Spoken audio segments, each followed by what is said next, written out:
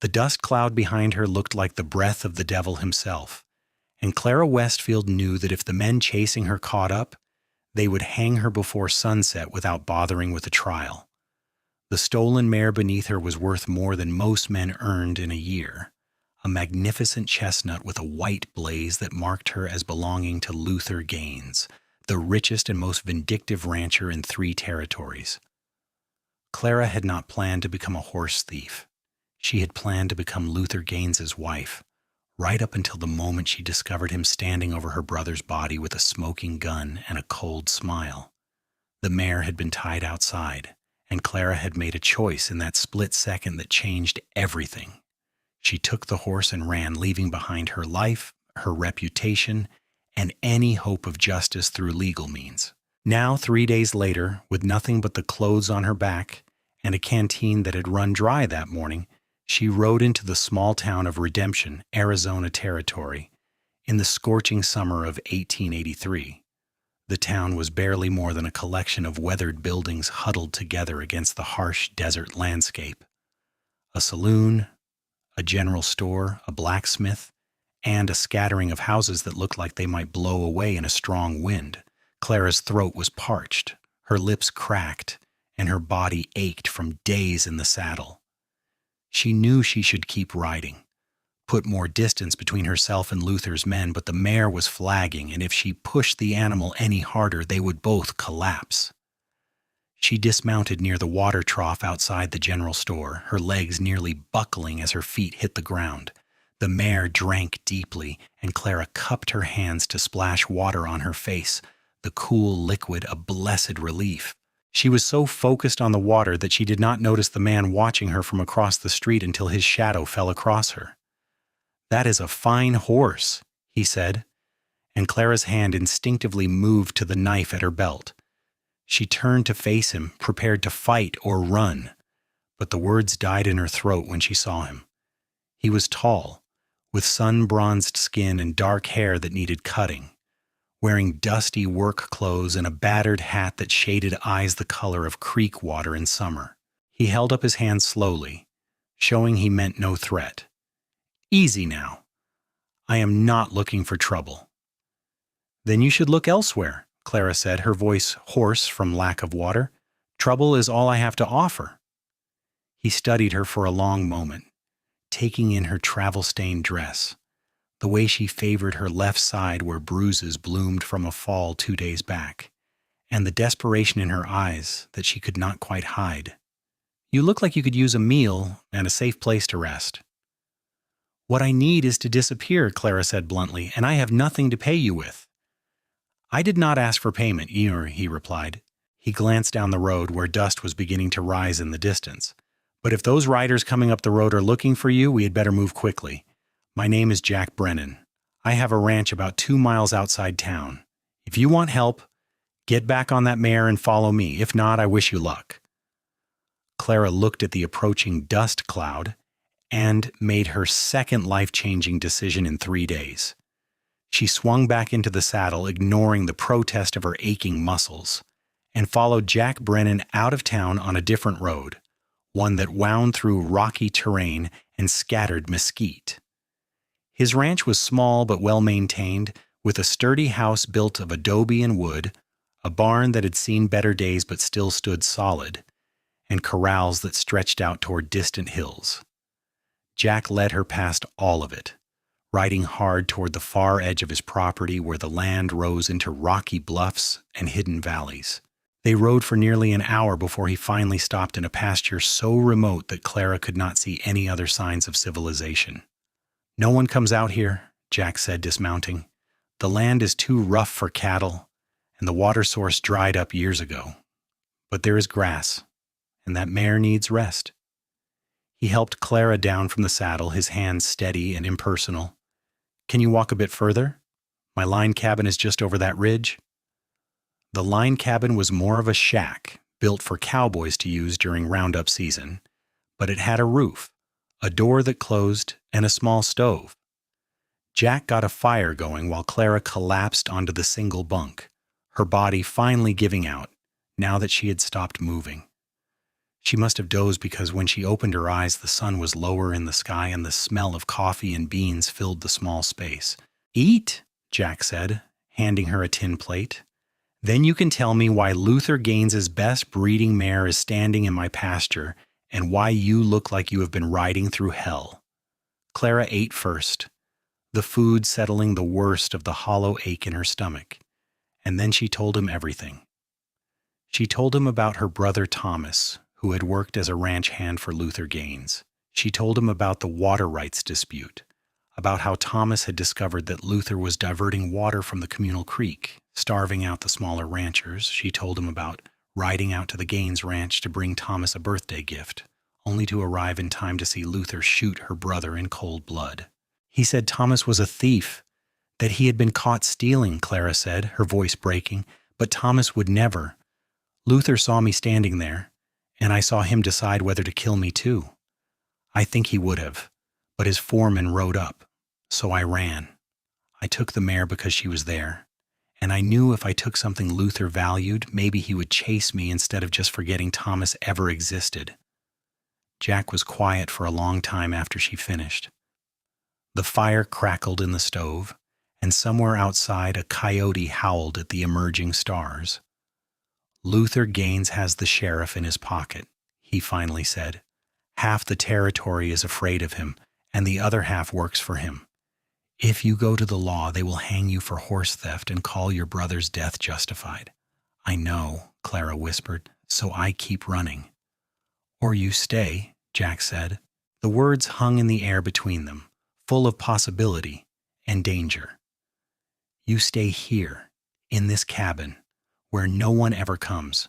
You help me with the ranch work, and in return you have a roof and food and safety, at least until we figure out a better plan." "Why would you do this, Lace?"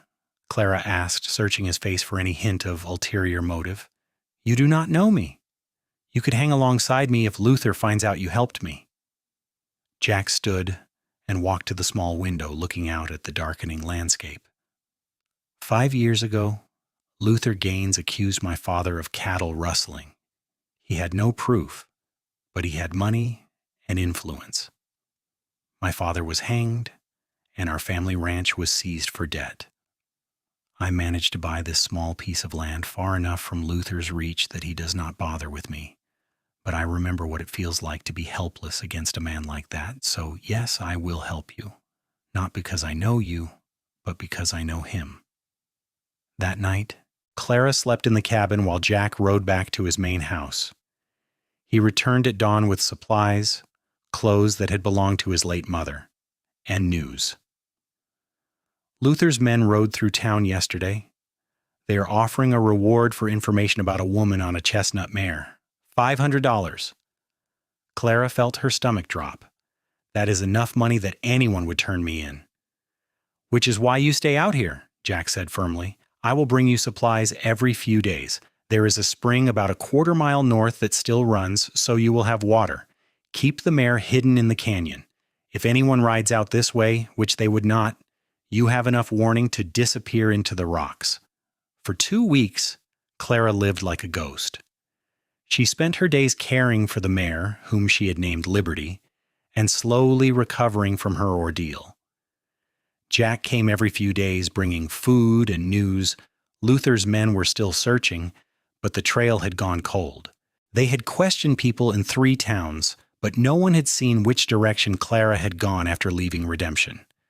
During Jack's visits, they talked.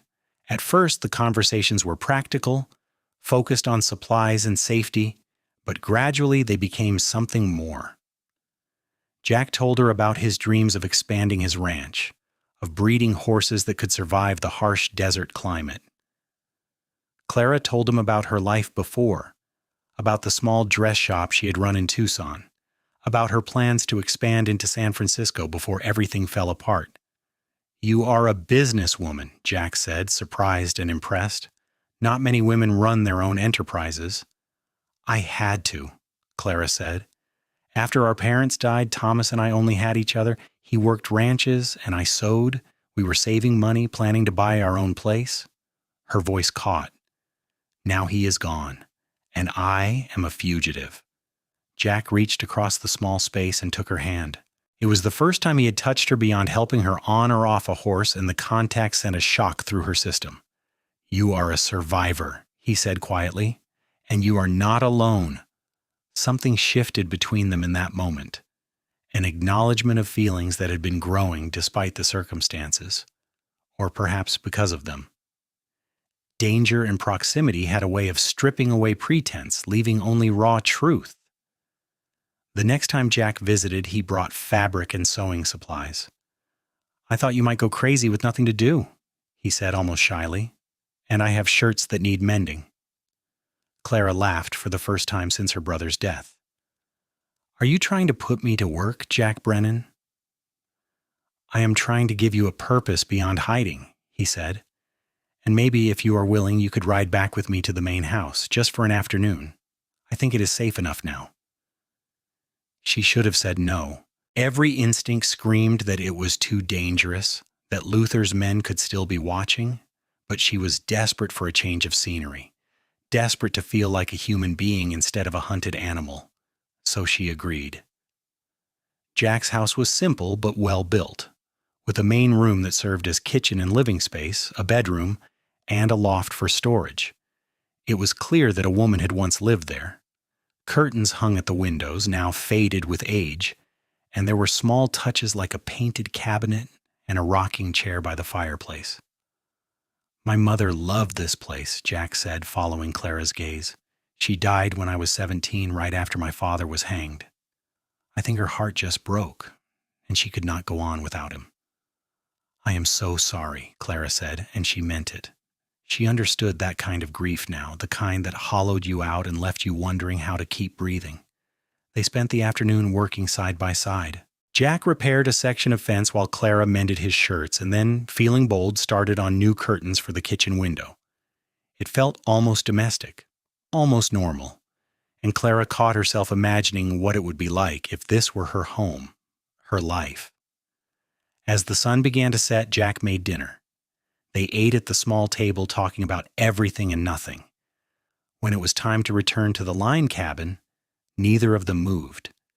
The air felt heavy with unspoken words, with the weight of attraction that had been building for weeks.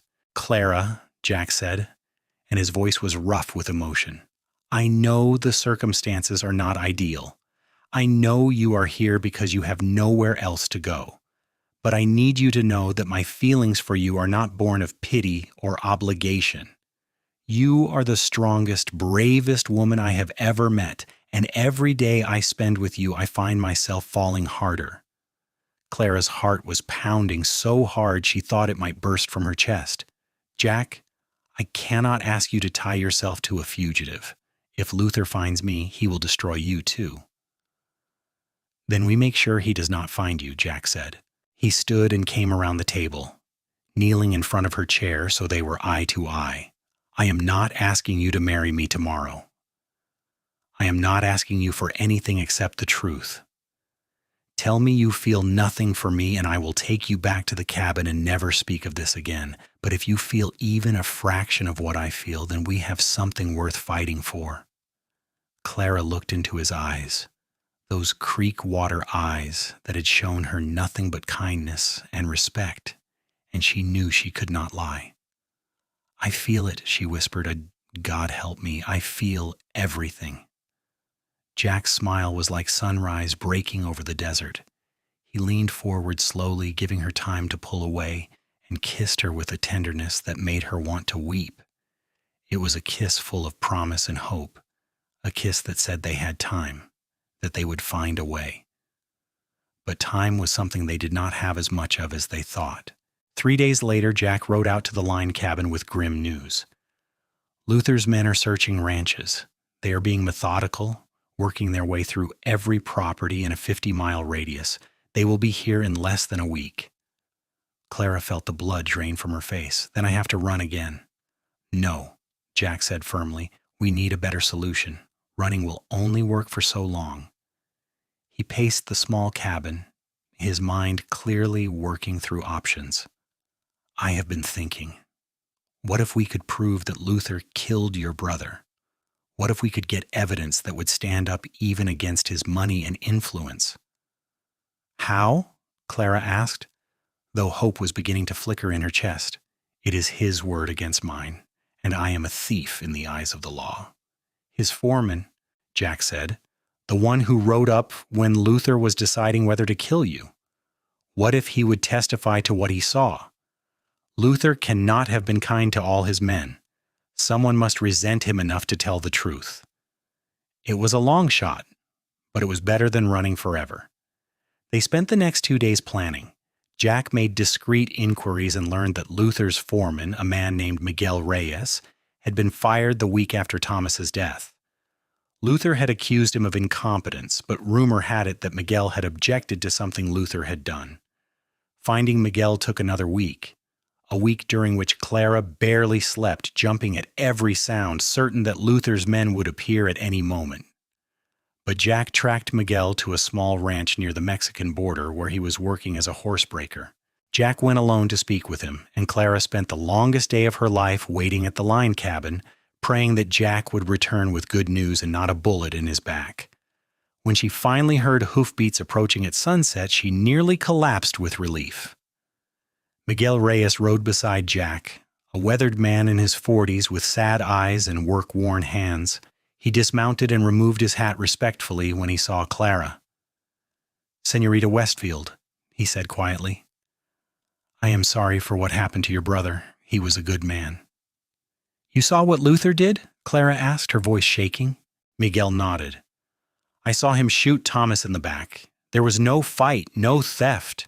Your brother found proof that Luther was stealing water, and Luther killed him for it. I said nothing because I have a wife and children, and Luther threatened them. But I've carried the shame of my silence every day since. When Signor Brennan found me and told me you were alive, that you needed help, I knew God was giving me a chance to make things right." With Miguel's testimony, they had a chance, but they needed more. They needed someone in authority who was not under Luther's control, someone who would listen to the truth. Jack suggested they go to the territorial capital, to the federal marshal who oversaw the region. It would be dangerous, requiring Clara to come out of hiding and risk being arrested on sight, but it was their best option. They left before dawn, the three of them riding hard for the town of Prescott, where the marshal's office was located. Clara wore men's clothing and kept her hat pulled low, but every person they passed felt like a threat. The journey took 2 days, and they spent a tense night camped in the hills, taking turns keeping watch. Marshal Blackwood was a stern man with iron-gray hair and a reputation for honesty that had survived 30 years in a corrupt territory. He listened to their story with an impassive expression, his eyes moving from Clara to Miguel to Jack and back again. When they finished, he was silent for a long moment. "You understand that I have wanted to bring Luther Gaines to justice for years," he finally said, "but he is careful. He covers his tracks, intimidates witnesses, and has enough money to make problems disappear. What you are giving me is a chance to finally hold him accountable, but it will not be easy. Are you prepared for what comes next? There will be a trial. Luther will fight with everything he has. Your name will be dragged through the mud, Señorita Westfield, and you, Señor Reyes, will make an enemy of a powerful man." "I am already his enemy," Clara said, "but I want my brother's death to mean something. I want justice." "Then you will have it," Marshal Blackwood said, "or we will die trying." The next weeks were a whirlwind of legal proceedings that Clara barely understood. Marshal Blackwood arrested Luther Gaines on charges of murder, water theft, and witness intimidation. The arrest caused an uproar in the territory. Luther's lawyers descended like vultures, filing motion after motion, trying to get the charges dismissed. But Marshal Blackwood was relentless, and with Miguel's testimony and the evidence that investigators uncovered once they knew where to look, the case against Luther was solid. The trial took place in late autumn of 1883 in a courtroom packed with spectators. Clara sat in the witness stand and told her story to a room full of strangers, reliving the worst day of her life in excruciating detail. Luther's lawyers tried to paint her as a liar and a thief, but she held firm, her voice steady even when her heart was racing. Miguel testified next, his quiet dignity lending weight to his words. He described what he had seen, the cold calculation in Luther's eyes as he shot an unarmed man. He testified about the threats Luther had made, about the culture of fear that permeated the Gaines ranch. Jack testified too, explaining how Clara had come to him, how he had chosen to help her because he knew the kind of man Luther was. He looked directly at the jury as he spoke, his honesty clear in every word. The jury deliberated for 3 days. Clara spent that time in a small hotel room pacing like a caged animal. Jack stayed with her, his presence the only thing keeping her from falling apart. On the 3rd day, when the verdict came in, they walked to the courthouse hand in hand, guilty, on all counts. Clara felt her knees go weak, and Jack caught her, holding her tight as the courtroom erupted in noise. Luther Gaines was sentenced to hang for murder, with additional years added for his other crimes. As he was led away in chains, he looked at Clara with pure hatred, but she met his gaze without flinching. She had won. Thomas's death had been avenged. The charges against Clara for horse theft were dropped, the judge ruling that she had acted in fear for her life, and that the circumstances warranted leniency. She was free, truly, completely free. In the aftermath of the trial, Clara and Jack returned to his ranch. It was late November, and the desert had cooled, the brutal summer heat replaced by crisp mornings and cold nights. They arrived at sunset, the sky painted in shades of orange and pink, and Clara felt like she was finally coming home. "What will you do now?" Jack asked as they stood on his porch, looking out at the land that stretched to the horizon. "You are free to go anywhere, be anyone." Clara turned to face him, this man who had risked everything to help her, who had become her anchor in a storm of chaos and fear. "I think I would like to stay," she said softly, "if you will have me." Jack's answer was to pull her into his arms and kiss her with all the pent-up emotion of the past months. It was a kiss that spoke of love and loss, of hope and new beginnings. When they finally broke apart, both breathless, he rested his forehead against hers. "I love you, Clara Westfield. I have loved you since the day you rode into my life on a stolen horse, all defiance and desperation. I want to spend every day of the rest of my life proving to you that you made the right choice in trusting me." "I love you too," Clara whispered, and the words felt like a weight lifting from her chest. "I think I have loved you since you offered to help me without asking for anything in return. You gave me back my life, Jack. You gave me hope when I had none." They were married in December of 1883, in a small ceremony in Redemption, with Marshal Blackwood and Miguel and his family in attendance. Clara wore a dress she had sewn herself from fabric Jack had bought in Prescott, and Jack wore his best suit, which was still dusty from ranch work but clean. They spoke their vows at sunset, with the desert wind blowing around them and the first stars beginning to appear in the darkening sky. Their wedding night was tender and sweet, two people who had been through hell finding solace and joy in each other's arms. They came together with a passion that had been building for months, learning each other's bodies with reverence and delight. Clara had never felt more cherished, more loved, and she fell asleep in Jack's arms feeling like the luckiest woman alive. Life on the ranch was hard work, but it was good work.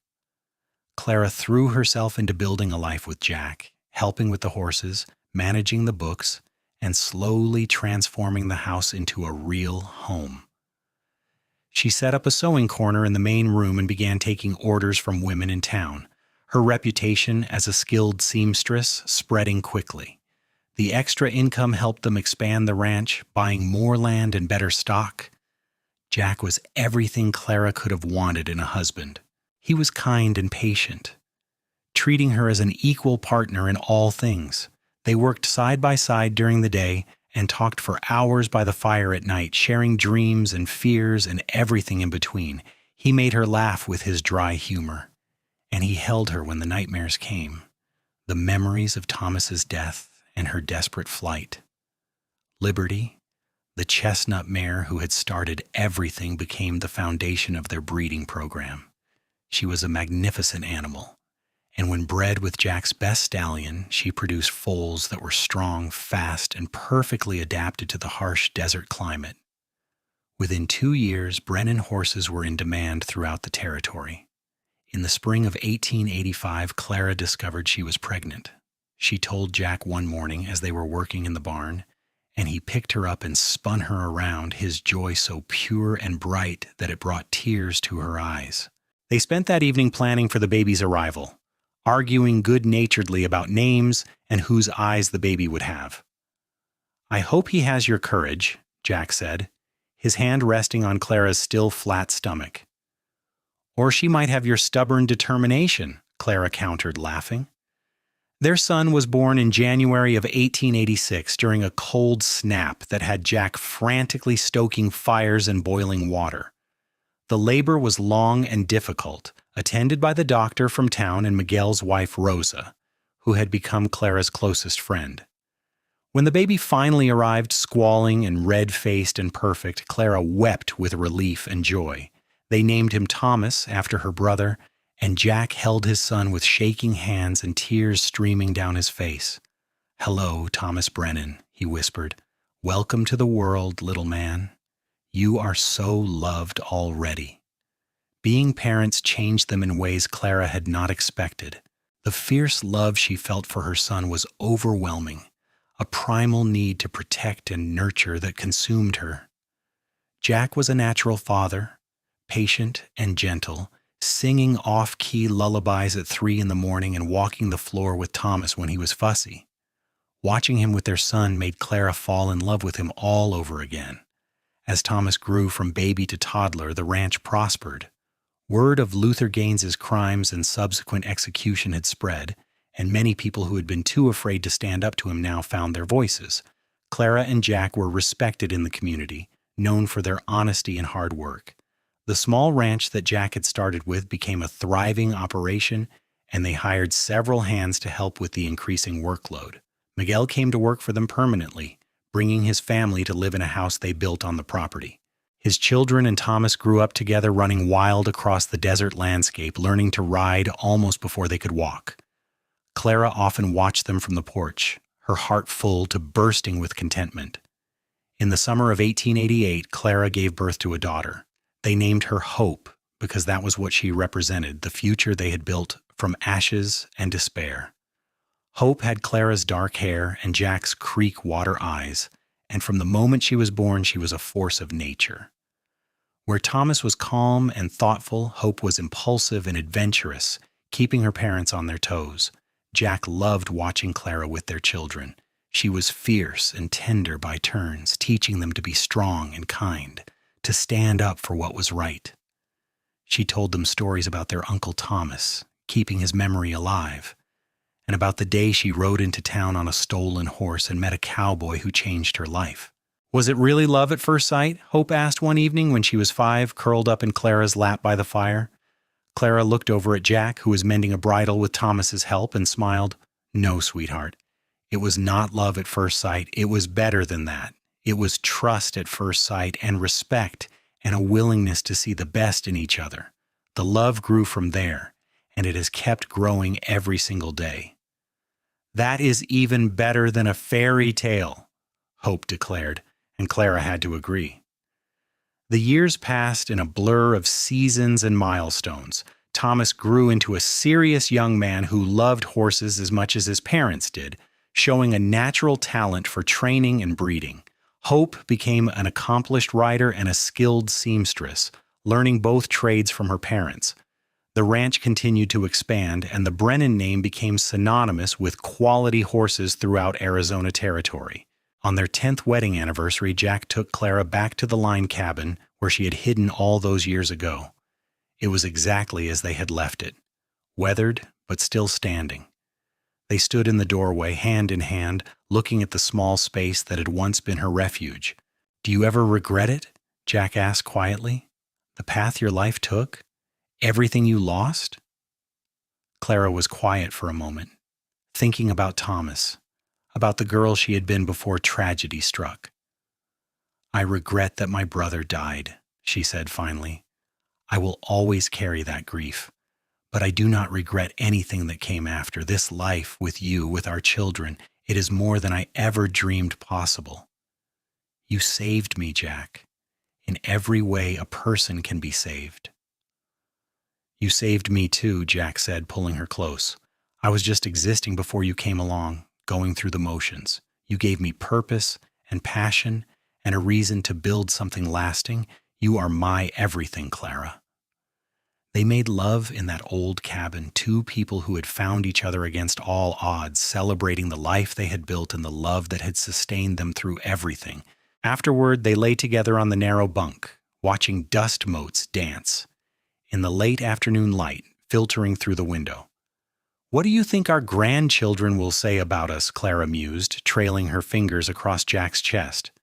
I think they will say we were stubborn and brave and foolish enough to believe in love, Jack said, capturing her hand and bringing it to his lips, and I think they will be right. As Arizona moved toward statehood in the 1890s, the Brennan Ranch became a landmark in the region. They employed over a dozen people, and their horses were sought after from Texas to California. Thomas took over more of the daily operations as Jack began to slow down, his body showing the wear of decades of hard ranch work. Hope married a kind young man who worked as a blacksmith in town, and they built a house on Brennan land, keeping the family close. Clara's hair turned gray, but her eyes remained as sharp and determined as ever. She still sewed, though her fingers were not as nimble as they once were, and she still rode out to check on the horses most mornings, unwilling to give up the freedom that riding represented. Jack often joined her, and they would ride to their favorite spot, a rise that overlooked the entire ranch, and watch the sunrise together. In the spring of 1903, 20 years after Clara had ridden into town on a stolen horse, they became grandparents for the first time. Hope gave birth to a healthy baby boy, and when Clara held her grandson for the first time, she felt the circle of life complete itself. This child would grow up free and safe, would never know the terror and desperation that had marked his grandmother's youth. That was the greatest gift she could give him. Jack stood beside her, his arm around her waist, both of them staring in wonder at the tiny life Hope had created. We did good, he said softly.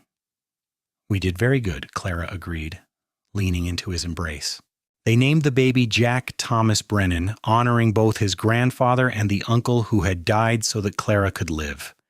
As Clara placed her grandson in his grandfather's arms, she saw tears in Jack's eyes, and she knew he was thinking the same thing she was. Everything they had endured, every hardship and danger, had led to this moment. It had all been worth it. Thomas married 2 years later, choosing a spirited young woman from town who fit into the Brennan family like she had always been there. She brought laughter and music to the ranch, playing the piano that Jack bought and had shipped from back east at great expense.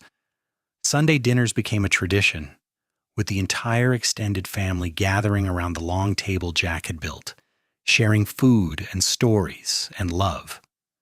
Clara and Jack grew old together, their bodies wearing down, but their love remaining constant. They held hands like young lovers even when their hands were spotted with age and their fingers gnarled with arthritis.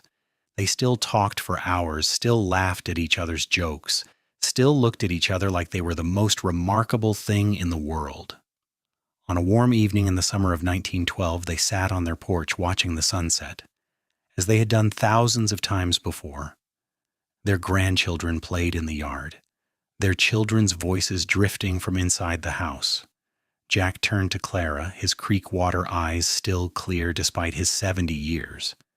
If you could go back, he said, to that day when you rode into redemption, scared and desperate, would you do anything differently? Clara thought about the question, really considered it. She thought about Thomas, about the pain of losing him. She thought about the fear and uncertainty of those early days. She thought about the risk Jack had taken in helping her, how easily it all could have gone wrong. Then she looked at the life spread out before her, the family they had built, the love that had sustained them through nearly 30 years of marriage. "Not a single thing," she said firmly. "Every moment, good and bad, led me to you, led us to this. I would not change 1 second of it." Jack smiled, that same smile that had made her heart skip a beat all those years ago. "Good answer," he said, and kissed her as the sun dipped below the horizon, painting the sky in shades of gold and crimson. They lived many more good years, watching their family grow and their legacy spread. The Brennan Ranch became one of the most successful in the newly formed state of Arizona, and the Brennan name was spoken with respect and admiration, but more important than any material success was the love that formed the foundation of everything they built. When Clara died peacefully in her sleep at the age of 78, surrounded by her children and grandchildren and great-grandchildren, Jack held her hand and whispered words of love into her ear, thanking her for a lifetime of happiness. He followed her 3 months later, unable to bear the world without her in it, and they were buried side by side on a hill overlooking the ranch they had built together. On their shared headstone, their children inscribed the story that had become family legend. She rode into town on a stolen horse. He hid her and the mare in his farthest pasture. Together, they built a love that lasted forever. And in the years that followed, when the great-great-grandchildren asked about the couple in the old photographs, with their serious expressions and their hands always intertwined, the family would tell them the story. They would tell them about courage and trust, about justice and redemption, about a woman who refused to give up and a man who saw her worth when the world called her a criminal. They would tell them that true love is not found in perfect circumstances, but forged in fire and struggle, and the daily choice to stand together against whatever comes. The chestnut mare's descendants still roamed Brennan land, their white blazes marking them as descendants of liberty. The horse that had carried Clara to safety and started it all. The line cabin still stood in the farthest pasture, preserved as a reminder of where it all began. And every generation of Brennans grew up knowing that they came from love, from two people who had defied the odds and built something beautiful from the ashes of tragedy. The story of Clara and Jack became more than just family history. It became a testament to the power of compassion, to the courage it takes to help someone when it costs you everything, and to the transformative nature of love. Their story was told around campfires and dinner tables and books and eventually films, always with the same message at its heart: that in the darkest moments when all seems lost, there are still people who will reach out their hands and offer hope. And somewhere, in whatever comes after this life, Clara and Jack rode together across endless golden plains, young again and free, the stolen mare running alongside them, all of them finally at peace. Their love story, born in desperation and fear, had transformed into something eternal, a beacon for anyone who had ever felt lost and alone, showing them that sometimes the worst day of your life is the first step toward the greatest love you will ever know. The Brennan Ranch continued to thrive for generations, each new steward of the land honoring the legacy that Clara and Jack had created, the values they had lived by: honesty, hard work, courage, and unwavering love became the bedrock of the family identity.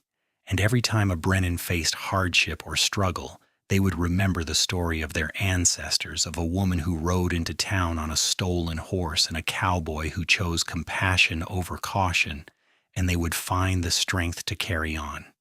In the end, Clara and Jack's story was not just about survival or justice or even love. Though it was all of those things, it was about the fundamental goodness that exists in people, the willingness to see beyond circumstances to the human being in need. It was about building something meaningful from nothing, about turning tragedy into triumph, and about the simple, profound truth that love, real love, can redeem even the darkest past and illuminate the brightest future. And so their story lived on, passed down through the generations, a reminder that every choice we make ripples forward in time, affecting lives we will never know. Jack's choice to help a desperate woman changed not just Clara's life, but the lives of all their descendants. And Clara's choice to trust him, to stay and fight rather than run forever, created a legacy that would endure long after both of them were dust.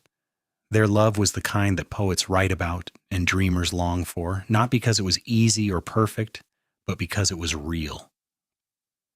It was tested and true, forged in the harsh reality of the Wild West and tempered by years of partnership and mutual respect. It was a love that saw each other clearly, flaws and all, and chose to stay anyway. It was a love that built something lasting, something that mattered.